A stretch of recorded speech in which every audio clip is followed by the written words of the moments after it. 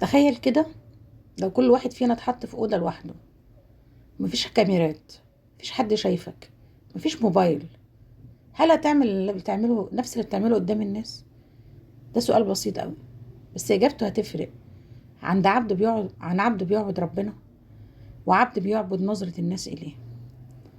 ربنا سبحانه وتعالى بيقول: ألم يعلم بأن الله يرى.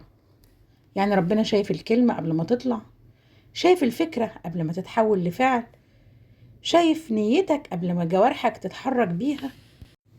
ربنا مطلع على كل حاجة. أخطر حاجة إن الإنسان يبقى شكله متدين، لسانه حلو، تصرفاته قدام الناس رائعة، لكن لما يتقفل عليه باب لوحده ما يكونش حد حاضر في قلبه غير الشيطان. ربنا ما يكونش حاضر في قلبه، وده اسمه ضعف مراقبة الله سبحانه وتعالى. يعني لو في شاب مثلا قاعد دلوقتي بيتفرج عليا مثلا، الفيديو ده وصل له وهو بيسمع مثلا أفلام إباحية، محدش عارف، هو بس اللي عارف، هو بس اللي بيعمل كده في الخفاء عشان محدش شايفه، لكن ربنا سبحانه وتعالى شايفه. لو دلوقتي قام وتاب، ربنا سبحانه وتعالى هيقبل توبته، بس ما يرجعش للذنب مرة تانية. والآية الكريمة بتقول: يستخفون من الناس ولا يستخفون من الله. يعني احنا خايفين الناس تشوفنا، لكن مش خايفين لو ربنا سبحانه وتعالى شافنا. يعني دي رسالة لكل واحد بيسمع. لو ربنا شايف دمعتك، أكيد طبعا ربنا شايف دمعتك، شايف وجعك، شايف صبرك، شايف ذنبك. بس الفرق إن ربنا شايفك عشان يغفر لك، مش عشان يفضحك. أهم حاجة مش البطولة إنك تبان صالح قدام الناس، لا، البطولة إنك تبقى صالح وإنت لوحدك، بينك وبين ربنا، ومحدش شايفك. صدقوني يا جماعة، إحنا مش محتاجين نصلح شكلنا قدام الناس، إحنا محتاجين نصلح قلوبنا قدام ربنا. كتير فينا قوي بيعمل معاصي وذنوب، أهم حاجة محدش يشوفه. كتير قوي بيمسك تليفونه، وده بقى السلاح الوحيد دلوقتي لكل المعاصي والذنوب.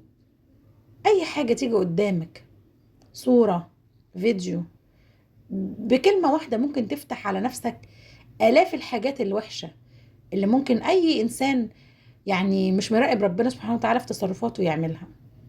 الموبايل فتنة كبيرة، فتنة عظيمة. سبحان الله، الإنسان لو أنت بتستخدم موبايلك في الصح وتقدر تموت النهاردة وتسيب موبايلك لأي حد يفتش فيه. في ناس دلوقتي يا جماعة الموبايل ده ملزوق فيها، بس وورد بس هو اللي عارفه، محدش يعرفه غيره. طب لو مت النهاردة، لو بقيت ميت دلوقتي، هتعمل ايه؟ هتعمل ايه لو بقيت ميت دلوقتي وقالوا ايه التليفون خلاص بتاع الميت؟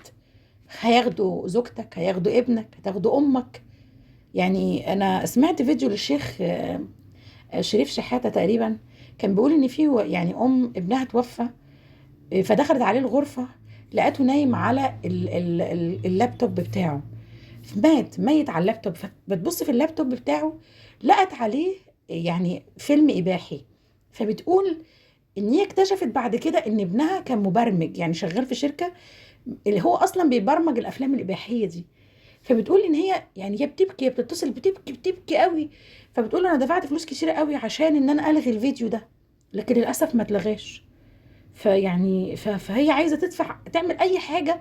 هو بيجي لها والعياذ بالله في المنام بيجي لها بيقول لها انقذيني، بيجي لها يعني محروق كده والجلد بيتساقط، ويقول لها ايه؟ الحقيني، انقذيني. تخيلوا دي امه. انتوا متخيلين يا جماعه؟ انت متخيله ابنك بس لو جاله دور برد بتبقي تعبانه عليه قد ايه؟ دي امه بقى، انتوا متخيلين؟ فاحنا يعني يا جماعه، يعني دايما نخلي الشعار بتاعنا ربنا شايفنا. قبل ما تقول الناس شايفاني تصدف الناس، اهم حاجه ربنا شايفني، انا بعمل صح. انا هقدر لو مت دلوقتي قبل ربنا على الذنب اللي انا فيه ده، هقدر اعمل كده؟ هقدر شريط حياتي ده لو عدى من قدامي كده هقدر اخلي الناس تشوفه عادي؟ فلازم نفكر دايما في الموضوع ده. النهارده احنا ربنا مديك فرصه، بكره مش هتكون موجود. ربنا يا رب يرحمنا جميعا ويديم علينا ستره يا رب العالمين. والسلام عليكم ورحمه الله وبركاته.